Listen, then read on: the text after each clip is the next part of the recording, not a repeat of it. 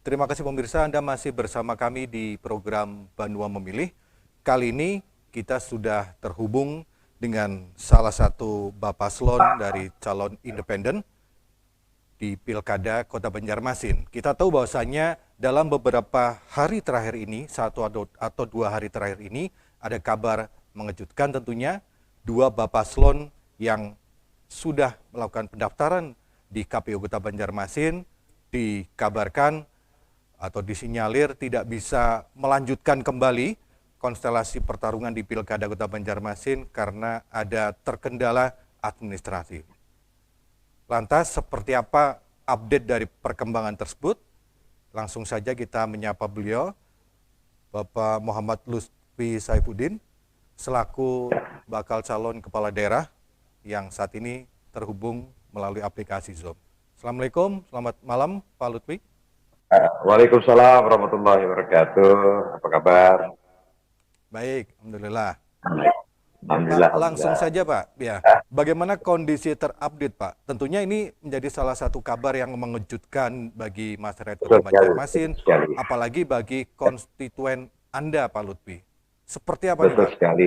Kenapa Eh, sampai kondisinya terjadi demikian Pak? Mungkin Singkat. secara kronologis mungkin saya bisa ceritakan bahwa tanggal 8 Mei kami diundang untuk sosialisasi. Dan di sana disampaikan bahwa tanggal 7 hari sebelumnya kemarinnya itu telah terbit peraturan KPU yang terbaru terkait tata cara dan persyaratan untuk calon persorangan. Dan kami diminta pada tanggal 8 tersebut untuk segera mendaftarkan mendaftarkan syarat dukungan lebih kurang 41.000 itu pada akhir pada tanggal 12. Artinya hanya diberi waktu 4 hari ya. Nah, memang sebelumnya kami sudah melakukan pengumpulan untuk tim Banjarmasin sendiri. Ada tim yang turun ke lapangan, door to door, menemui masyarakat untuk meminta dukungan sambil juga menjelaskan program-program. Nah, ini tentu membuat kita sedikit kerepotan karena hanya dengan sisa 4 hari kita harus menyiapkan pada saat itu hanya diminta dalam bentuk file ya, dalam bentuk file dan juga mungkin ada dalam bentuk fisik. Nah, selang berjalan waktu, pada sekitar tanggal 2 hari kemudian, kami tanggal 10, kami justru diminta untuk memasukkan data ini ke Silon, yaitu sebuah sistem aplikasi atau websitenya KPU RI untuk mengupload satu persatu data dukungan tersebut. Bisa dibayangkan bahwa mengupload ke data Silon satu persatu sebanyak 41.000 lebih, ini tentu eh, harus bekerja keras ya, dan ya kami mau tidak mau kami tetap menyanggupi pada tanggal 12 Mei kemarin kenyataan bahwa kami hanya mampu waktu pada saat itu eh, menyiapkan data berupa database saja. Lalu kemudian diberi waktu 3 hari sampai tanggal 15 untuk memasukkan ke Silon. Akhirnya kami mengerahkan relawan yang bekerja keras siang dan malam. Alhamdulillah pada tanggal 15 sore itu sudah 40%. Dan tinggal mengupload saja sebetulnya. Namun ternyata begitu masuk kira-kira pukul 8 malam, ini aplikasi Silon ini sudah mulai agak lambat dan sulit untuk menerima downloadan kami. Dan jam 9 malam itu kami sampaikan ke komisioner bahwa data kami sudah cukup lengkap, hanya untuk mengupload ini jaringan ataupun silonnya ini agak lambat. Dan kalau kita lihat itu kalau berputar-putar aja sulit sekali masuknya, entah apakah karena di Indonesia ya yang memasukkan atau entah kenapa saya kurang tahu pastinya. Yang jelas kami kesulitan untuk memasukkan data yang sudah kami miliki yang sebetulnya lebih dari cukup dari data minimal syarat dukungan dari masyarakat. Dan lebih tepatnya mungkin data kami tersebut sekitar 41.895 dari persyaratan minimal itu 41.321 kalau tidak salah. Nah, ini kami menghubungi namun tidak ada toleransi lagi. Akhirnya jam 10 malam kami datangi langsung KPU Kota Banjarmasin dan kami coba di depan komisioner mengupload sehingga membuktikan bahwa ini data kami ada, database-nya ada, cuman untuk memasukkan ke sistem silonnya ini, silonnya yang nggak mau menerima. Kami minta perpanjangan, tandaikan diberi perpanjangan waktu mungkin 2-3 jam pada saat itu, ya insya Allah mudah-mudahan mungkin bisa masuk semuanya data kami itu ke silon. Namun apa mau dikata, jam 12 malam kondisi silon dengan sangat menyakitkan bagi kami bahwa silon itu jam 12.00 itu sudah di lock oleh KPU RI. Sehingga data kami yang loading terus itu akhirnya tertolak semuanya. Seperti itu. Dan akhirnya tanpa ampun, tanpa ada dispensasi atau apapun, kami dinyatakan tidak memenuhi syarat. Seperti itu ceritanya. Iya, terkait tadi penyebutan silon yakni sistem informasi pencalonan ya.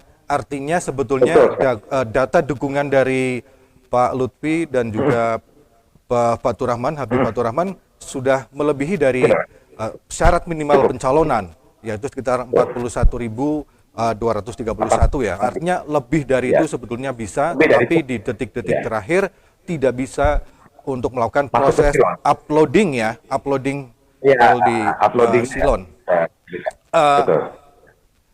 Kemarin kami juga sudah mengkonfirmasi pada KPU Kota Banjarmasin bahwasanya KPU Kota Banjarmasin tadi sudah juga disampaikan oleh Pak Lutfi bahwasanya ada penambahan waktu sekitar kurang lebih 3 hari ya, 13, 14, 15 sudah dilakukan upaya supaya proses penginputan data itu bisa terlaksana dan pada detik terakhir ini akhirnya tidak bisa mencukupi kuota minimal meskipun data yang pasangan Anda tentunya bersama Anda sudah lebih dari cukup. Artinya kondisi saat ini pasangan Anda bersama pasangan terancam tidak bisa mengikuti. Kalau ini kita berbicara terkait dukungan hak politik, yaitu hak untuk memilih dan dipilih. Hak dipilihnya ada di pasangan Anda, hak memilihnya ada di masyarakat atau para pemilih, dalam hal ini pendukung Anda, konstituen Anda. Menyikapi kondisi ini seperti apa Pak Lutfi? Keesokan harinya kami mencoba berdiskusi dengan pihak Bawaslu ya terkait masalah ini karena ini semua menurut kami bukan karena kesalahan kami ya, kami data sudah siap, kami coba menguploadnya ya dan ternyata memang ada kendala di jaringan atau di silonnya sendiri ada dan itu kami buktikan dengan kami tidak lagi menguploadnya di rumah kemenangan, tapi langsung membawa semua komputer kami, semua data-data kami ke KPU untuk membuktikan bahwa memang kendalanya di jaringan dan di websitenya. Dan namun KPU tidak bergeming dan apa mau dikata, gitu ya, kami dinyatakan tidak lolos dan kami mencoba diskusi dengan Bawaslu, memang untuk gugatan terbuka. Dan namun tentu sebuah gugatan ini memerlukan waktu persiapan juga yang panjang ya, dan kami melihat hampir tidak mungkin juga bisa terselesaikan dengan schedule KPU yang cukup cukup dekat sekali karena kami belum lagi harus diverifikasi gitu kan. Kalau itu pun kalau persidangan kami lolos, sedangkan pada saat walaupun kami mungkin dimenangkan di persidangan, mungkin batas waktu itu sudah habis seperti itu, bahwa ya hampir dipastikan sebetulnya kami ya tidak bisa mendaftar sebagai calon jalur perseorangan. Pak Lutfi, pada saat detik-detik di tanggal 15 malam berarti Pak ya, Ya, 00 ya, ya, uh, ya. 23.59 batasnya. Setelah pada Betul. saat jam tersebut, persentase suara yang bisa terupload di kisaran berapa Pak? 40%. 40%, baik. 60% Setelah itu hasil di Silon sendiri 60 ada akun Pak ya, user password yang diberikan mungkin ya? ada. Itu pada Ya, tanggal 10 kami terima. Pada tanggal oke. 10. Tanggal Pada 8 kami tanggal Artinya tanggal 10. 16 Mei kemarin pukul 00, apakah Anda masih bisa mengakses atau itu sudah tertutup, Pak? Sudah tertutup. Sudah secara otomatis tertutup aplikasinya. Sudah tertolak. Kalau sebelumnya dari mungkin sore jam 6 sore itu masih loading yang sangat lambat gitu ya, berputar-putar, dan sekali download itu hanya 100 megabyte, itu pun lambat sekali gitu kan. Akhirnya ya jam 00 itu sudah sama sekali tertolak gitu.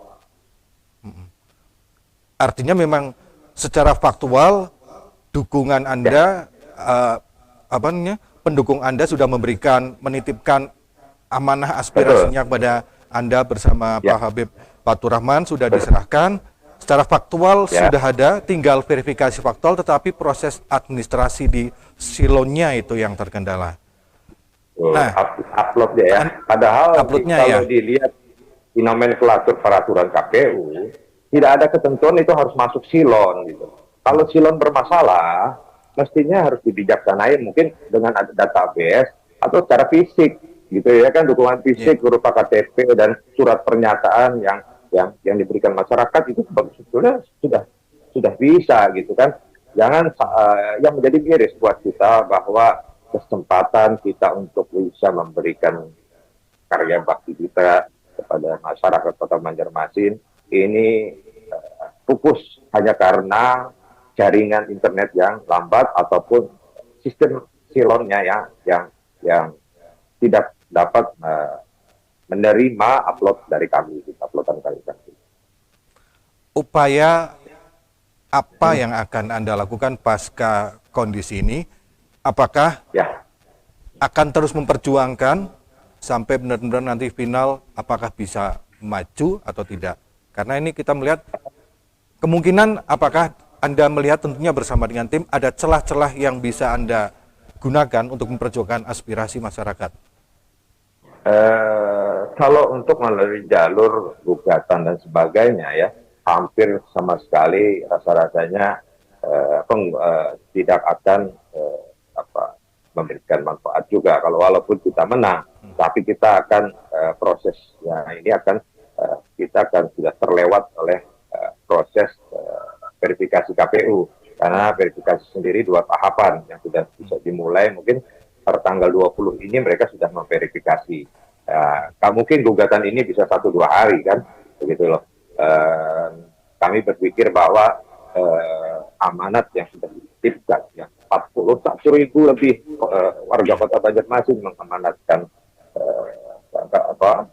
kepercayaannya kepada kami berdasarkan program-program yang kami tawarkan, yaitu Banjarmasin Emas yang merupakan sebuah grand design kita untuk menyongsong Indonesia Emas, dengan jargon Banjarmasin Emas gitu. Ini harus kembali, mungkin kami akan mencari jalan lain agar tetap bisa memperjuangkan